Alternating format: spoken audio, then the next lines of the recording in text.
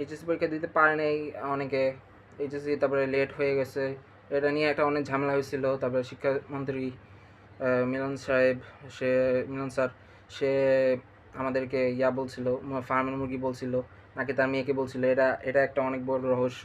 তার মেয়েকে ফার্মের মুরগি বলছে নাকি আমাদেরকে ফার্মের মুরগি বলছে, কাকে ফার্মের মুরগি বলছে, এটা অনেক বড় রহস্য। তারপরে আমরা আন্দোলন করি। তো তারপরে আন্দোলন করার পরে মানে আমরা আন্দোলন করি যে তার পদত্যাগ চাই বা আমাদের দাবি পূরণ চাই। তারপর শেষ পর্যন্ত আন্দোলনটা হয় যে তার পদত্যাগ চাই, শিক্ষামন্ত্রীর পদত্যাগ চাই। তো এখন আমি তো নিউজ মানে এগুলো নিয়ে কটাপ থাকি না। তো এখন মানে কি হচ্ছে সেটা আমি আসলে জানি না। মানে আমরা আন্দোলন করলাম যে মানে যাতে শিক্ষামন্ত্রী পদত্যাগ হয়। তারপরে এখন কি অবস্থা, এখন আমাদের মানে শিক্ষামন্ত্রী পদত্যাগ কি